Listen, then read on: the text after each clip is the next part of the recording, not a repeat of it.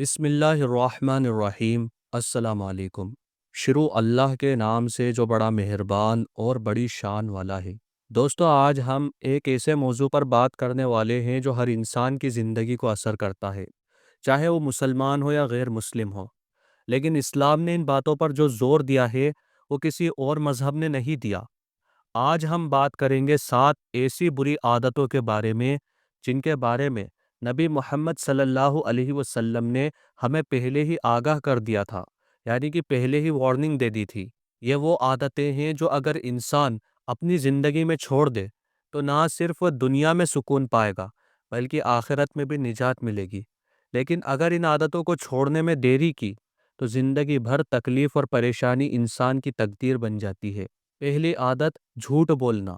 رسول اللہ صلی اللہ علیہ وسلم نے فرمایا، جھوٹ انسان کو گناہ کی طرف لے جاتا ہے اور گناہ جہنم کی طرف۔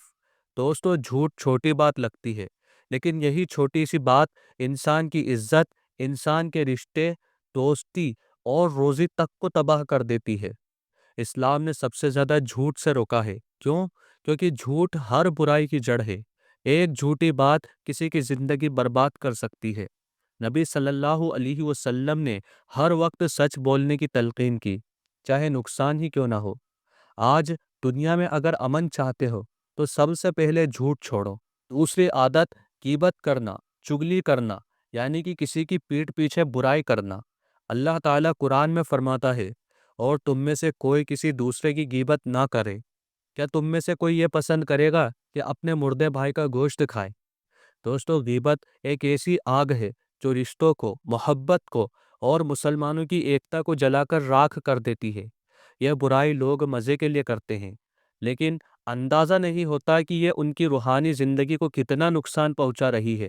نبی صلی اللہ علیہ وسلم نے فرمایا، جو شخص کسی کی غیبت کرتا ہے، یعنی کہ کسی کی پیٹھ پیچھے برائی کرتا ہے، قیامت کے دن اس کا گوشت لوگوں کے سامنے لایا جائے گا۔ تیسری عادت، غصہ اور نفرت کی آگ۔ دوستو، ایک صحابی نے نبی صلی اللہ علیہ وسلم سے نصیحت مانگی۔ آپ صلی اللہ علیہ وسلم نے فرمایا، غصہ مت کرو۔ پھر ان صحابی نے بار بار یہی پوچھا تو آپ علیہ السلام نے بار بار یہی نصیحت کی کہ غصہ مت کرو۔ دوستو، غصہ انسان کو اندھا کر دیتا ہے۔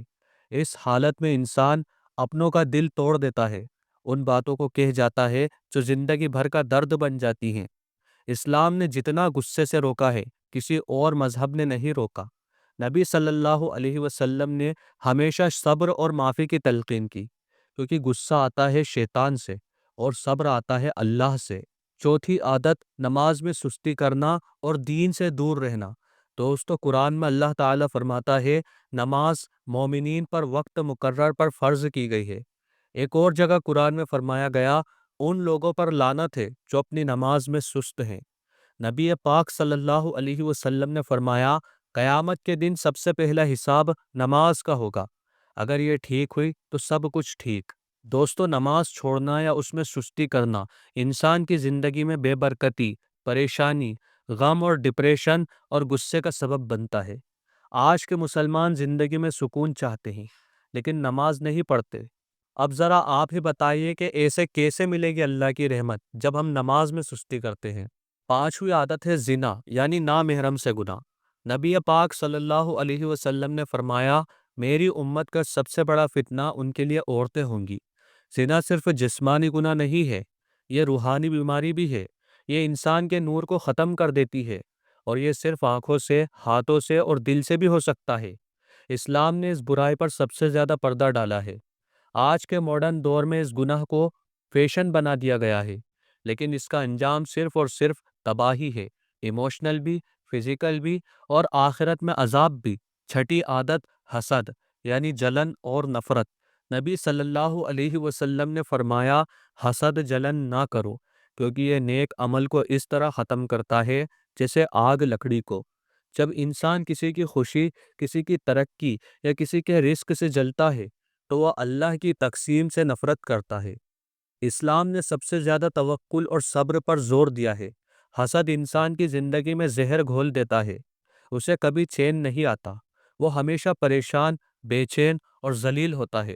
اس برائی سے بچنا ہر مسلمان پر فرض ہے۔ ساتویں عادت، فضول خرچی یعنی کہ ویسٹ کرنا۔ قرآن میں اللہ تعالیٰ فرماتا ہے، بے شک فضول خرچی کرنے والے شیطان کے بھائی ہیں۔